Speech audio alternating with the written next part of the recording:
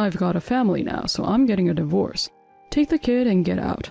Oh, and just so you know, I won't pay a dime in compensation."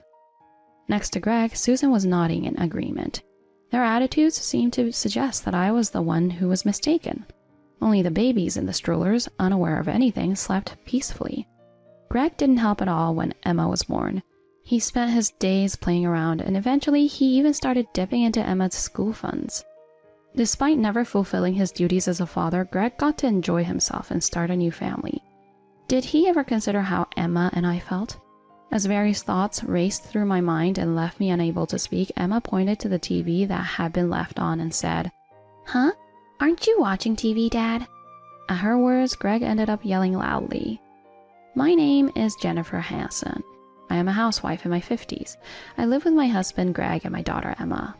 I met Greg after graduating from college at the company where we both started working as fresh graduates. "Is there something stuck? If you don't understand something, don't hesitate to ask." I was actually assigned a different senior with more experience as my mentor. However, seeing me tense and unable to speak well, it was Greg who approached me. Greg patiently explained the things I was stuck on, and from then on, I naturally began to ask him about various things. As time went by, we quickly grew closer. Eventually, Greg confessed his feelings to me. "I fell for your dedication to your work. Would you like to date me?" "I'd love to." Since I have feelings for Greg as well, we started dating and quickly got married. A few years later, we were blessed with Emma. However, it wasn't always fun and games.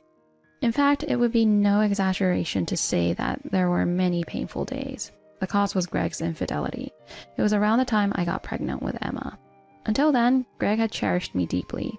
When he learned of my pregnancy, he even teared up and said, "Thank you."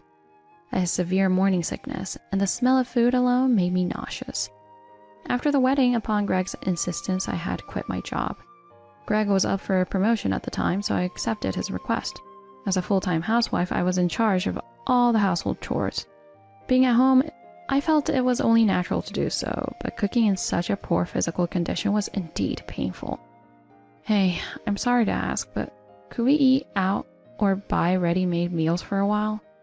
It was difficult to say that as someone tasked with the household duties, but I gathered my courage and approached Greg, who was relaxing in the living room.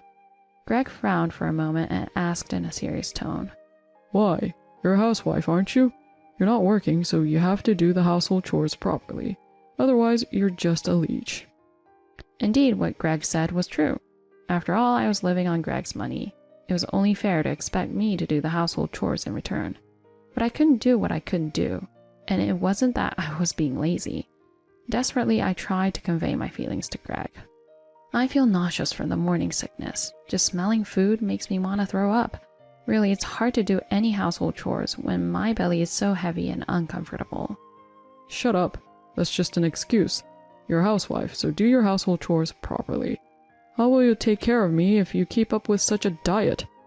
It's your job to think about nutritional balance and prepare meals full of love to welcome your husband." Overwhelmed by his harsh words, I felt dizzy on the spot. I wasn't asking for his help every day, but Greg could have helped a bit with the chores on his days off, just like he relaxed in the living room. No matter how desperately I tried to convey my feelings, Greg wouldn't listen. So, enduring my heavy belly and nausea, I managed to get the household chores done. It was a continuous hell, but still, when Emma was born, I felt as if those painful days were finally over. At the same time, I was moved by the sight of Emma crying in the delivery room. Greg saying he had work, didn't come to the hospital or even respond to my calls. Seeing his behavior, the nurses also seemed somewhat uncomfortable, but while holding Emma, I could forget all the unpleasantness. I decided from the bottom of my heart to protect this child for the rest of my life. I would make sure she lived without hardship no matter what. As expected, Greg didn't participate in parenting at all. To ensure I had enough funds to raise Emma, I put her in daycare and started working from home. Of course, I had discussed this with Greg. "What kind of job can an old lady with no skills do from home? It's almost like playing. It won't earn much, but do whatever you like." Haha. Without even listening to what the job entailed, Greg mocked me. Honestly, it was frustrating, but now I just use that feeling as motivation to work hard. "Daddy, play with me." Greg was just relaxing in the living room as usual on his days off. and Emma sometimes called out to him. If it were me, I would have smiled and played with her right away, but Greg looked annoyed and shooed her away. Daddy is busy. I don't have time to play with you. Ask Mom to play. Saying that, he quickly got ready and left. Lately, I had noticed that Greg's outings had increased. Not just on weekends, but even on weekdays, he seemed to come home later. I checked the salary details, but there was no sign of overtime. Having worked there myself, I knew the company didn't demand excessive unpaid overtime. Could it be an affair? That thought crossed my mind, and I immediately hired a detective. It turned out that Greg was indeed involved in an affair with another woman. Greg, Emma is here too. What are you thinking? This is unacceptable for a father. Let's get a divorce. Filled with anger, I thrust the divorce papers at him. However, trying to appease me, Greg said, Divorce is the only thing. And what about Emma? If she grows up without a father from such a young age, it could affect her personality. Honestly, I was worried about that. If we divorced now, Emma would end up being raised by a single parent. Even if it didn't affect her personality, she could be teased at school. But that didn't calm my anger. It seemed we would definitely end up divorcing. However, something made me reconsider the divorce. It was Emma's sleep talking. Daddy, let's play. While breathing softly in her sleep, Emma murmured this in a small voice. Since Greg's affair had been discovered, there had been a tense atmosphere in the house. Emma must have sensed it somehow. Even so, this child was still seeking her father. Overwhelmed by her bravery, I felt tears fall and was disgusted with myself for nearly taking her father away from her in my anger. I decided that when Emma no longer needed a father, that would be the time for divorce. I resolved to demand a higher than usual compensation from the affair partner and set a condition for Greg to spend time with Emma once a week, and decided not to divorce. It turned out that Greg had covered the affair partner's compensation payment, but that didn't matter to me. As long as both were hit hard, that was enough. After that, Greg did indeed spend time with Emma once a week as promised. However, it didn't last long. I felt like complaining that this wasn't what we had agreed upon, but since our relationship had been repaired and we were no longer fighting daily, I couldn't bear to dredge up the past and make Emma suffer again. Time just passed and we entered our 50s. Emma, who we had cherished so much, had turned 20, found a job, and was living on her own. Greg had been on a solo assignment overseas for the past 3 years, so I ended up spending time alone at home. Concerned about me, Emma had been living at home even after getting a job. Since his solo assignment, Greg rarely showed his face at home. Gradually, Greg's presence faded from our lives. That day was Emma's day off from work, and we were leisurely spending time watching TV and eating snacks. Then the doorbell rang. Yes? When I checked, there stood Greg and a young blonde woman holding a stroller. At a glance, she seemed about Emma's age. Twin babies were sleeping soundly in the stroller. Not understanding what was going on just from the video, I hesitantly opened the front door to let them in. Nice to meet you, ma'am. I'm Susan Holmes. I've been seeing Greg. Her words stunned me. This man had betrayed his family not just once, but twice, and this time with someone as young as his daughter. The fact that a man in his 50s was doting on such a young partner was unbelievable to the point of making me nauseous. Seeing me speechless, Greg probably felt the shock and said with a shallow smile, I've got a family now, so I'm getting a divorce. Take the kid and get out. Oh, and just so you know, I won't pay a dime in compensation. Oh, Greg, that's terrible. Greg and Susan both looked at me, unable to say anything, and seemed to be almost laughing at me. Only the sleeping babies in the stroller were oblivious, breathing peacefully. Their behavior reminded me of Emma's sleep talking from that time. However, as I was silently watching, Emma suddenly pointed at the TV. Huh? Dad, aren't you watching the TV? At her words, everyone's gaze turned to the TV. The screen displayed a news headline. Today's hot topic, the female CEO with rumored annual sales of $500 million. The camera switched to the interviewee. Seeing it, Greg suddenly shouted, What does this mean? Why are you on the TV? Yes, the female CEO being interviewed was me. After Emma started daycare, I began working from home.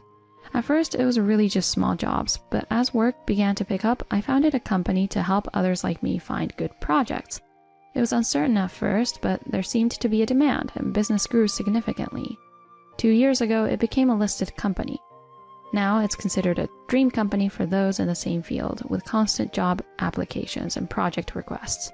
Explaining this, Greg's face turned pale. Susan, who was momentarily flustered, quickly tried to cover for him. But Greg, you're making money too, right? Maybe not $500 million, but you said you're a department head and might be promoted soon? Hearing this, I couldn't help but say, "What?" It seemed that Greg had been telling tall tales to impress Susan. He's just an ordinary employee, though. What? Indeed, there had been talk of Greg's promotion at the beginning of our marriage. However, that prospect has since disappeared because Greg had embezzled company funds. Even if it was a small amount, embezzlement is embezzlement. Greg crying over the terrible mistake he had made seemed pitiable to me, and I repeatedly apologized to the CEO and repaid several times the amount embezzled with interest. Of course, the money came from my savings. Thanks to a certain connection with the CEO who took pity on my desperate pleas, it was agreed that Greg would continue to be employed on the condition that he would never be promoted, no matter what. I'm truly grateful to the CEO, but I also feel like I made unnecessary efforts. In the end, Greg could not get promoted, so of course, there was no chance he could become a department head. Probably he lied to make himself look better to Susan. When I exposed this, Susan's face turned pale. Why did you lie about that? You weren't a department manager? Just an ordinary employee? That's unbelievable. I wouldn't have done this if I had known. Susan screamed as if she was having a tantrum. Tears in his eyes, Greg also pleaded. I had no choice. I just wanted to catch your attention, Susan. I really loved you. Watching two grown adults in such a meltdown was quite unsightly. Amidst this chaos, Emma came from her room with an envelope and spread its contents on the table. Actually, I knew Dad was cheating. Everyone present, including myself, gasped in surprise at Emma's words. According to her, the trigger was when Greg, who was supposed to be on a business trip abroad, was spotted by one of her friends within the country. After confirming that the person in the photos was indeed Greg, Emma immediately hired a detective to start an investigation. She explained the situation to my parents and managed to cover the costs. She decided to monitor Greg's movements, focusing on the locations where he had been spotted. This led to a plethora of evidence of his infidelity. However, she didn't have the heart to report it to me. What if it shocked me too much? Moreover, the person Greg was cheating with was almost the same age as her. Emma thought it would cause me great emotional distress, so she decided to wait and see. Amidst all this, such an incident occurred. Documents and photos indicating Greg and Susan's affair were laid out densely on the table. Seeing this, both of them turned red, but Emma continued to speak. Honestly, what Dad has done is despicable. Betraying Mom and secretly starting a family elsewhere is absolutely unforgivable. I barely have any memories of staying with him, but now I'm thoroughly disappointed. Emma must be feeling indescribable disgust. I too felt it was a waste to spend any more time on these people. I just wanted to settle things quickly, but for that, they needed to face some consequences. Of course, I plan to demand compensation, and on top of that, I'll have a word with the president. When I mentioned the president, Greg's face turned ashen. No wonder. The president refers to the head of the company where Greg works. If this matter comes to light, Greg, who has already caused trouble, will likely be fired this time. Wait, how can you even contact the president directly? You're just a former ordinary employee. You shouldn't have that kind of authority. That's because it's true, as Susan said, that normally a mere former employee wouldn't be able to contact a company president directly. Why I could do that has to do with my relationship with the president. My father and the president are childhood friends. At this, Greg and Susan both exclaimed in surprise. I had never told this to Greg. What do you mean? I've never heard about this. There's not much to it. My father has been friends with the president for a long time, which is why I was able to get a job at that company. Oh, and don't get me wrong, it wasn't a connection-based hiring, but it was also why I could do something when Greg embezzled funds. Though it was all in vain. I wonder what the president will think when he finds out how much his friend's daughter has been hurt. As I said this with exaggerated calmness, Greg's face went from blue to pale white. That makes sense. If I speak to the president, Greg might be fired in no time. Already guilty of embezzlement, if he loses his current job, finding another one would likely be impossible. If that happens, he'll truly be lost. Since Susan alone probably couldn't support the twins and cover the entire family's living expenses, it would mean downfall for the whole family. What do you mean? I thought marrying you as a manager meant a secure future. I thought I could live easily. What are you going to do about this now? Facing reality, Susan turned bright red and grabbed Greg by the collar. No surprise there. She thought it was a golden opportunity, but it turned out to be just a braggart. While being shaken by Susan, Greg desperately tried to keep smiling. Of course, his face remained pale. But think about it. If we have love, we can overcome this, right? We have a family. We should pull together for our family. I believe we could do that with you, Susan. Such a poor attempt at persuasion. However, such sweet talk won't sway Susan. To Susan, it seems there was no real interest in Greg himself, just in the wealth she thought he had. Chances of a young woman genuinely falling for a man in his 50s are slim, unless he looked somewhat appealing. Greg, with a belly befitting his age and a greasy look, would not be someone I'd date, even if I were younger. I'll never forgive you. No marriage. Make sure you pay child support. These kids are yours after all. What? Weren't you going to marry me? This isn't what we agreed on. At Susan's words, Greg pleaded tearfully. But then Emma interjected. But those kids, are they even dads? What do you mean? Confused by Emma's words, I tilted my head. Then Emma pulled something else out of the envelope. It seemed there was still some evidence she hadn't shown yet. Ah, stop! As Emma revealed the item, Susan screamed piercingly and threw herself across the table. At that moment, a photo fluttered down. In the photo, Susan was seen walking in a hotel district with an unknown man. You were seeing another man besides Greg?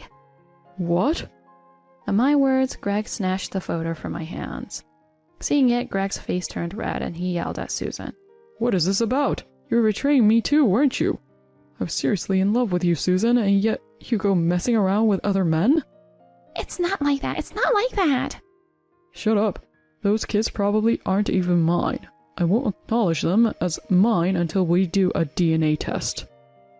At Greg's words, Susan started sobbing bitterly. To think she would cheat and possibly even try to trick him into raising another man's child. Despite being the same age as Emma, it was almost impressive how cunning she could be. With the evidence of infidelity, demanding compensation won't be a problem. It's unlikely that Greg and Susan can repair their relationship now. Just when I thought everything was settled, Greg suddenly started to prostrate himself. What are you trying to do? As I asked, Greg cried out desperately. I've realized only Jennifer is right for me. I love only Jennifer. I might not have been a good husband before, but I'll do better this time. Please, let's try again. I can't do it without you, Jennifer. What does he mean, he can't do it without me? If that were true, he wouldn't have gone after Susan. Hearing him say this now doesn't move me at all. Sorry, but I have no intention of withdrawing the divorce. Emma and I will leave this house. I'll send the divorce papers by mail, so please sign them and submit them. With that, I returned to my room. Emma seemed to understand what she needed to do as well and went back to her own room. After spending some time preparing our belongings, Susan and the baby were gone, but Greg was sobbing alone in the living room. Please reconsider. Don't leave me alone. Despite his pleas, we ignored him completely. Emma and I left the house together. For the time being, we decided to stay in a hotel. Once we find a house, we'll move there immediately. The divorce papers have been sent, and I've already consulted a lawyer. If there's any delay in the submission of the divorce papers, we can consult about that too. I felt as though a weight had been lifted off my shoulders. Emma was attending work as usual. Initially, I had suggested that we look for separate places, but apparently Emma thinks I'm too lonely, saying, "Let's live together in the new house." I'm relying on Emma as we look for a new house, work, and sometimes go out together. Without the troublesome presence of Greg, I have more enjoyable time with Emma. This time is the first since I got married that I can enjoy various things wholeheartedly and without any worries. However, such happy times won't last forever. It It was a weekday and I was at the office. After confirming the day's schedule with my secretary, I began to tackle the day's work on my computer. During work, my smartphone started ringing loudly. It was Greg. Of course, since it was work hours, I couldn't answer. I always tried to keep work and private life separate. So I ignored it, and eventually it stopped. But then it started ringing again. Once it stopped, it started again. It was a continuous cycle.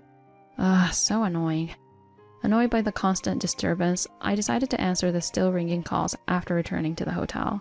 It seems that looking at the call history, he had been calling continuously since I first noticed.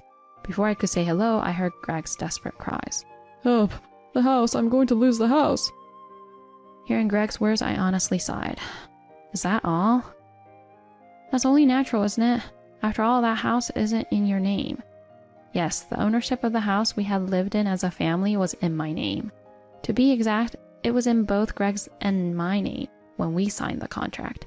However, after Greg embezzled money and it became clear he wouldn't be promoted, we decided it would be difficult to continue mortgage payments, so we changed the title to my name. Thus, I have been the one paying for the mortgage alone. Since Greg contributed only a tiny amount, it was only natural to evict him if I no longer lived there. It's obvious, yet he didn't even realize that. It seems I have been too lenient with Greg for too long. If I had expressed my intentions more clearly, would the future have been different? After hearing my words, Greg seemed to recall those events and clung desperately, but it was pathetic.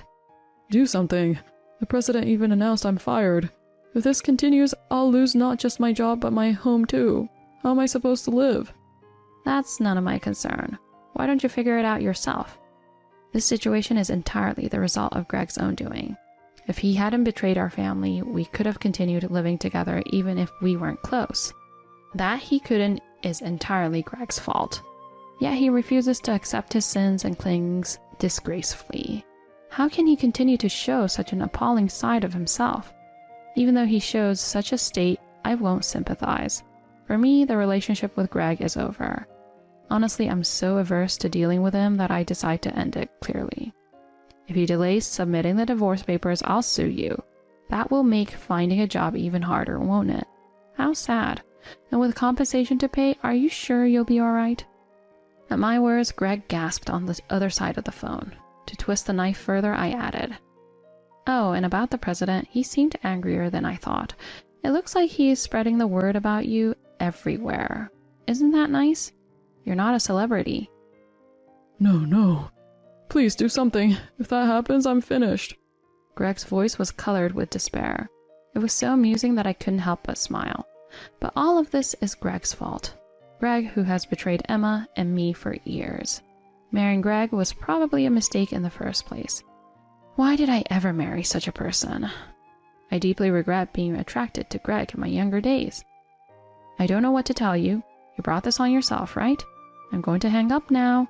I'll send you my lawyer's contact information later, so please communicate through them from now on. Goodbye. Wait, Jennifer, don't abandon me.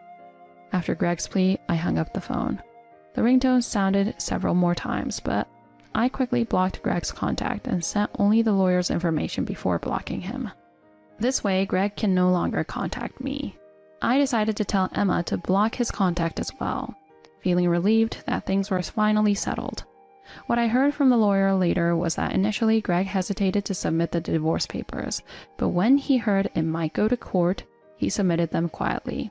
However, the matter didn't end there. To pay the compensation to me, Greg borrowed a large sum of money from dubious sources. You might wonder why he would do that, but following this incident, his parents disowned him. Having already set things up with his friends, Greg had no one to turn to, and ended up going to those people out of desperation. Though he managed to pay the compensation, he couldn't repay his debts and was eventually taken away by some shady characters. I heard through the grapevine that he's now working on a tuna fishing boat. I also demanded compensation from Susan. However, her parents ended up paying for it. I might have felt that it didn't impact her much, but her parents, furious about the incident, are now controlling all her income. Despite her youth, Susan cannot spend her salary freely, and her beauty is reportedly fading. Apparently, the babies from that time were not Greg's children after all. They are now being taken care of by Susan's parents. When I met them in the presence of a lawyer, they seemed like decent people, so I'm confident those twins will grow up just fine. I quietly breathed a sigh of relief. Since then, I've been leisurely going about my work days. Actually, Emma works as an office clerk at my company. Although she is my daughter, I don't show her any favoritism, but she is quite a competent employee, beloved by everyone in the office. One day, Emma said to me, "I have something to tell you."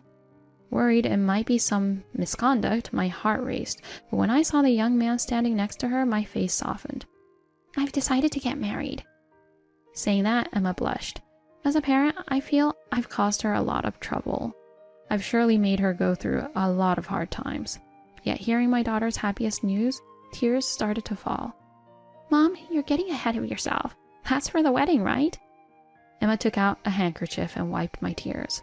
Seeing me cry embarrassingly, the young man beside her smiled and said, "What a wonderful mother." "There were many times I wanted to run away from all the hardships, but I could overcome them because I had Emma. I intend to continue being a mother she can be proud of."